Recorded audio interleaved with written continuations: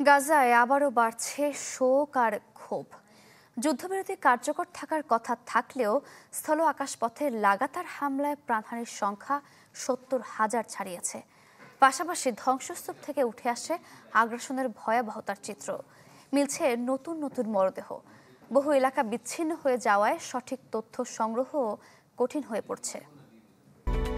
Japan Bangladesh joint venture company JBS holdings limited প্রথম যেদিন গাজায় প্রবেশ করেছিল ইসরায়েলি ট্যাঙ্ক, সেদিনেই ৭০,০০০ মানুষ হয়তো ভাবেননি লেখা হচ্ছে তাদের মৃত্যু পরোয়ানা। নানা নির্যাতনেও হয়তো ভেবেছিলেন এ বিপদ সাময়িক। কিন্তু ধ্বংস আর যুদ্ধের কারবারি ইসরায়েল ২ বছরের বেশি সময় জুড়ে গাজায় ১ নয় ২ নয় ৭০,০০০ ফিলিস্তিনির কবর রচনা করল। গেল অক্টোবরে যখন যুদ্ধবিরতি কার্যকর হয় উপত্যকায়, তখনও মৃতের সংখ্যা ছিল ৬৯,০০০-এ। কথা ছিল চুক্তির পর আর হবে না হামলা, ঝরবে না প্রাণ। কিন্তু নেতানিয়াহু অ্যান্ড গং যেন কথা দিয়েছিল কথা না রাখার জন্য। যুদ্ধবিরতি কার্যকর হওয়ার পর থেকে ৫০০-র বেশি চুক্তি লঙ্ঘনের ঘটনা নথিভুক্ত হয়েছে। গেল ২৪ ঘন্টাতেও বন্ধ হয়নি নির্লজ্জ হামলা। শনিবারে দক্ষিণ গাজার বানি সুহালায় ২ শিশুকে হত্যা করে আইডিএফ সেনারা, তাও আবার স্কুল ভবনে বিমান হামলা চালিয়ে।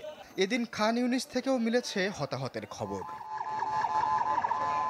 তবে স্বাস্থ্য মন্ত্রণালয় বলছে শুধু নতুন হামলাই নয়, ২ বছরে যে জাতিগত নিধন চালিয়েছে জায়নবাদীরা, ধ্বংসস্তূপে চাপা পড়ে থাকা সেই মরদেহগুলোই খুঁজে পাওয়া যাচ্ছে, যা যুক্ত হয়েছে এই ৭০,০০০-এর তালিকায়। অন্যদিকে ধ্বংসযজ্ঞের কারণে সঠিক তথ্য সংগ্রহ চ্যালেঞ্জ হয়ে দাঁড়িয়েছে। যুদ্ধের প্রথম দিকে হাসপাতালগুলোতে আসা মরদেহের ভিত্তিতে সংখ্যা গণনা করা হলেও পরে বহু এলাকা ধসে পড়ায় উদ্ধার কাজ পিছিয়ে যায়। স্বাস্থ্য কর্তৃপক্ষ বলছে, ধ্বংসস্তূপের নিচে পাওয়া দেহগুলোর পরিচয় নিশ্চিত করতে ফরেনসিক ও আইনগত যাচাইয়ের প্রয়োজন। তবে আইডিএফের হামলায় সেটি সম্ভব হচ্ছে না। আশ্বাস চৌধুরী, চ্যানেল 24।